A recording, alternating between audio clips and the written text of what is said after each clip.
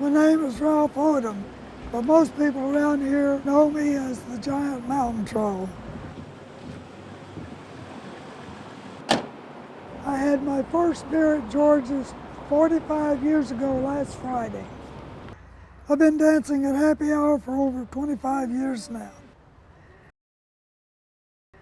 A lot has changed at George's since I moved here, but I still come to George's every Friday and it's still dancing.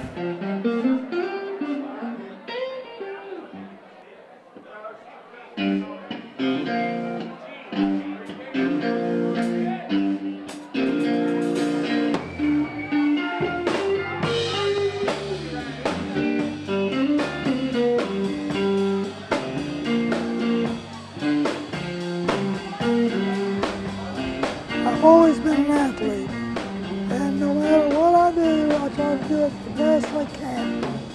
Whether it's tennis, whether it's volleyball, whether it's dancing or whatever.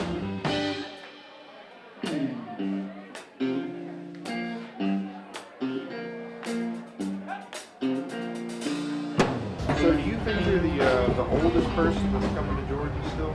No, Who would that be? Bob McKinney is a lot older than I am. My name is Bob McKinney. We moved to Fayetteville when I was 10 years old. And I only knew one kid in this whole town. So as an only child, I just had to kind of make up my own entertainment. And I had this chow dog named Pooch. And old Pooch and I just started walking around the campus. And I saw a railroad track. And being a child, I said, gosh, there's got to be a train down there. So I walked down here, and lo and behold, here was George's. Lynn Lewis built the building that George's is in today. He built it around 1926, 27. And around 1927, John and George Papastavian bought the building and turned it into a cafe.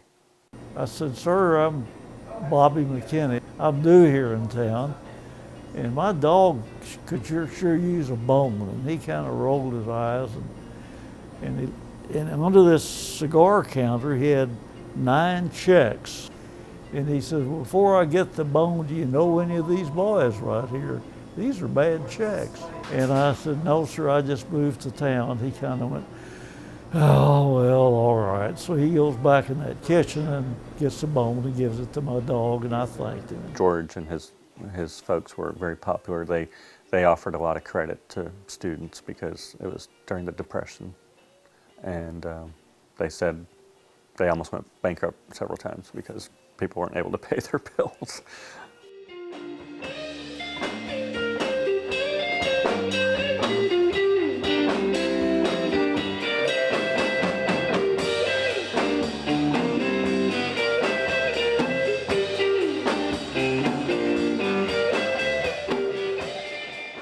So my dad, when he found out that I spent a lot of time at George's, he started telling me about when he went to George's. It didn't sound anything like what I thought about. His memory was mainly that it was a restaurant, and they would be able to go there and eat cheap meals. The students would go in there and eat, and then they would steal the eating utensils and the salt and pepper shakers or the glasses. And George's would have to buy new things to put on the table. And the students would go back with all this paraphernalia they had stolen and sell it back to him.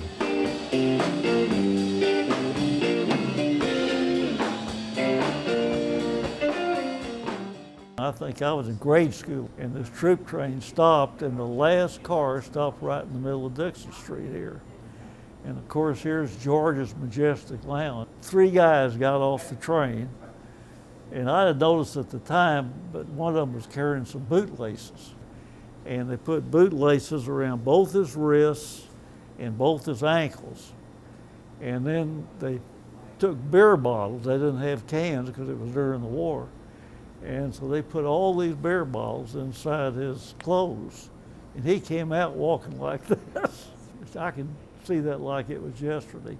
I had a really older gentleman come through here one afternoon, and And he actually worked here for George Pappas in the early 40s and then went off to World War II and carried his George's tab through the whole war.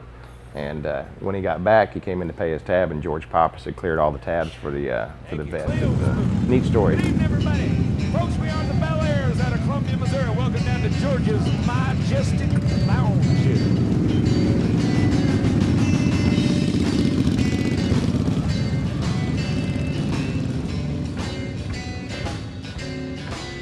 I said, hey, everybody.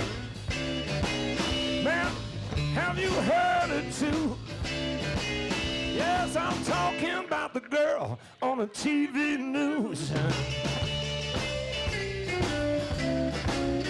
I said, hey, everybody. Well, do you know the one? Man, I'm talking about the chick on Channel 41. Well, she tell me about China and the Indian Sea, about a hurricane that's coming, what it mean to me, about the man on the moon, while the president too, baby looks real pretty and she ain't no fool. I said, hey, everybody, well, have you heard it too? Yes, I'm talking. She was a darling lady. Dark hair that I think was a wig. We never asked or never talked about it. She was as sweet as she could be, but she could handle the roughest frat boy in this town. She put up a lot of crap, you know. I mean, it's like, nobody ever wanted to leave at 11 o'clock. She was pretty much the most no-nonsense person I've ever met. She never made them mad. She'd just tap them on the shoulder and tell them that they're misbehaving, and they knew to straighten up. Mary let us bring our kids in. I spent a lot of time in this bar as a kid and having Mary Hinton babysit me behind the bar. She was very sweet, she was very no-nonsense, she didn't take much crap off anybody.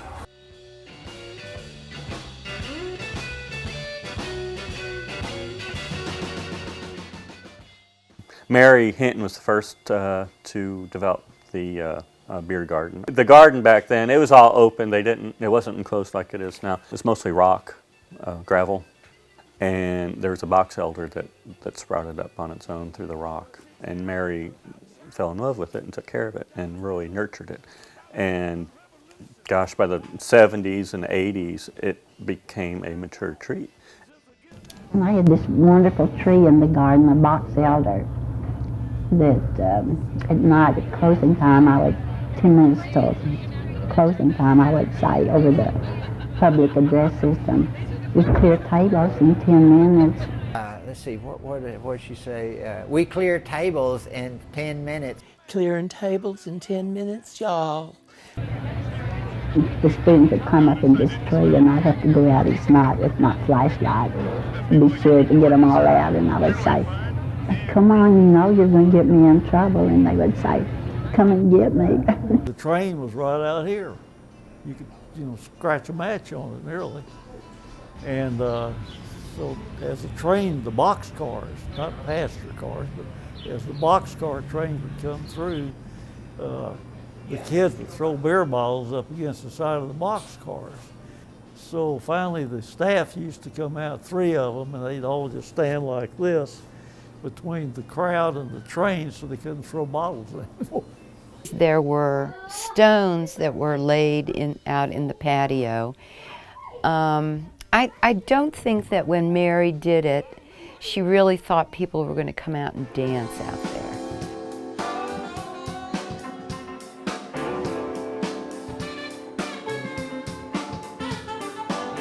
Come on from work, I'm tired and beat down. Focusing my breath. How you doing, man? Ready to hello, ladies. How are we? I just sitting and thinking, ain't ready to party, dancing and drinking. Who do you think I am? Well, the thing about the happy hour crowd is happy hour starts, right after work, 5 o'clock, and only lasts about 8 or 9. So that's why you get this group of people. Hey guys, how's it going?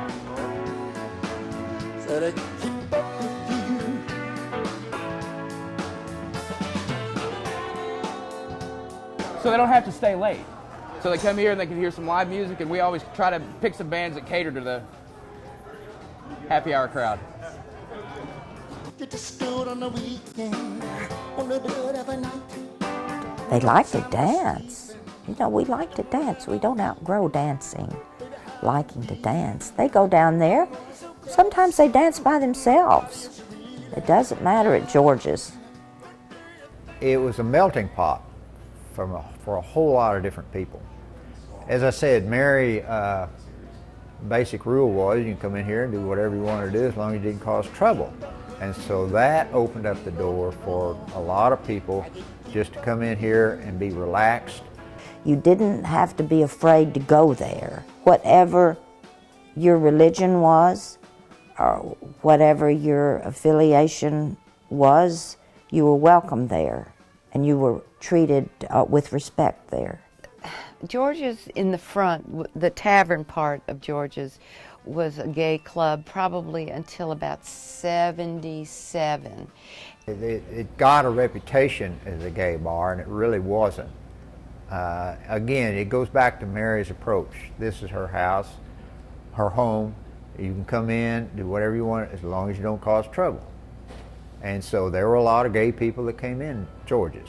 Well, George's was the only bar that really seemed to openly invite or was friendly to and did not discourage anyone. Everybody seemed to be welcome at George's, and it was to some degree known as a mixed bar, or in the gay listings, it was a mixed bar. I was surprised and was accepting that there at George's you started noticing that there were people more openly gay. It's the early 70s. I came over here for a Beautiful Day concert. We're all high on acid and went to George's, and it was really crowded. And it was definitely a gay bar at that particular time of the night or whatever, I don't know. Ralph Odom would give you more information on that.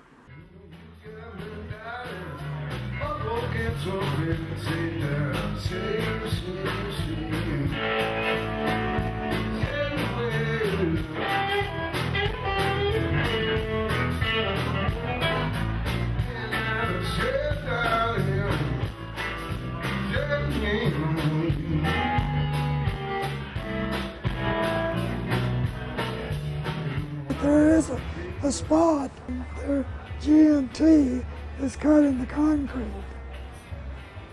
Giant mountain troll. You want an explanation, don't you? Okay.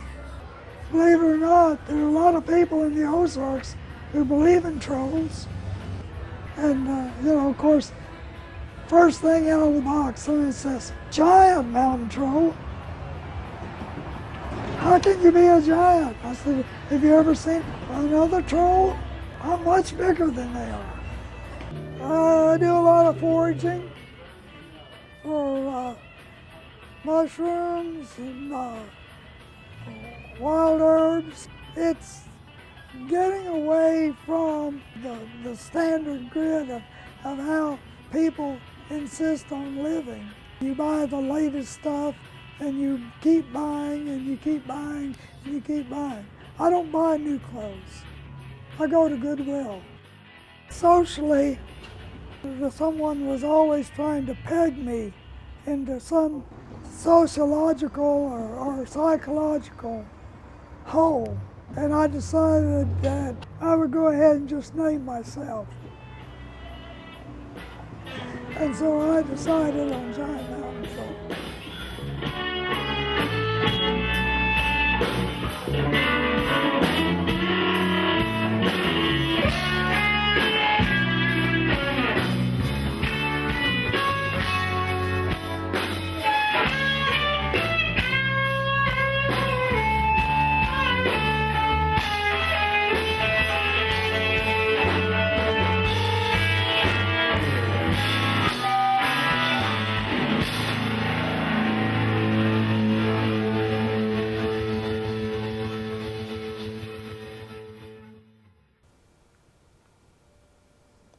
So one day, Bill and I were walking, and I said, honey, how about us seeing if Mary'd sell us George's?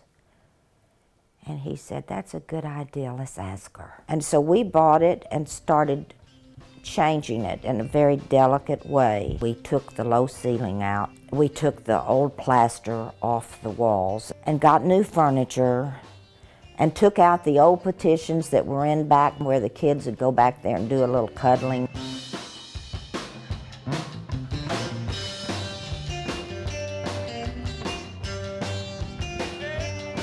Well, little Lee, hey girl. Yes, I know Bob. He's been going down to Georgia since he was 6, I think. He's there every Friday. He must be 85.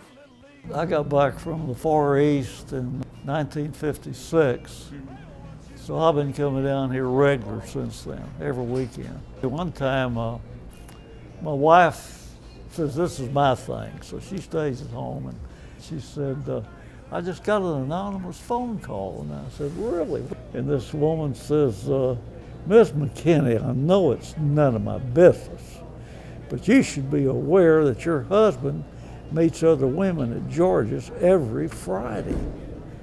And Julianne comes right back and says, well, he must be pretty good because he's home by 7:30. I'll just get out there and do my thing on my own. And a lot of people are nice. They shake hands with me and say, good to see you, Bob. You know? So it's a good fellowship. Never in my wildest dreams would I have imagined that I would someday own George's when I moved to Fayetteville. You know, couch surfing, sleeping in my car, getting established as an artist. I always like to tell people that I feel like I'm the curator of George's during my time as owner. If I do my job, I'm going to keep it going and pass it on to somebody else eventually. We closed for 11 days and we tried to put it back to what it was like before in the 60s. You know, we peeled the front off the club and opened. These were the original windows that were here. George's was a very special place for musicians and for fans of music to connect. Part of what I do is I'm a professional gambler trying to figure out which bands are going to sell, but I like to say we're kind of music farmers here. We're always trying to cultivate the music scene and look for new talent.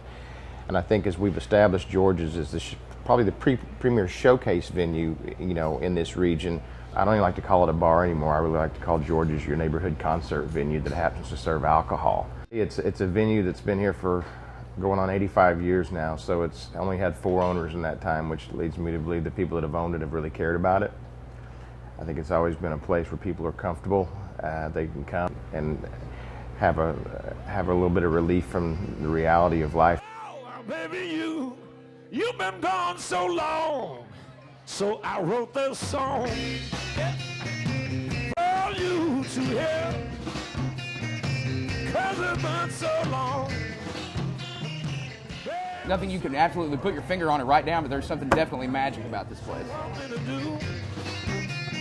Baby, I'm lost without you. Well, I think what made it special were the people that were there. Baby, cause you to leave since you've been gone. At any point in time, it reflects the community and our society as a whole. Baby, I'm lost without you. I don't care about going anyplace else on Dixon Street. You don't know, baby, what you've been doing. Oh, darling, got to come back home. Now you know, baby, that you'll be leaving. George's on a full moon when the roof is open. There's nothing better. Girl, you know it ain't right. I can't live without you. I'm going to keep coming to George's until I can't make it. Look here. I don't care what you've been doing. Oh, darling, you got to come back home. Now you know, baby, that you'll be leaving. Ooh, feel so all alone. I cried all night, just thinking about you. Girl, you know it ain't right. I can't live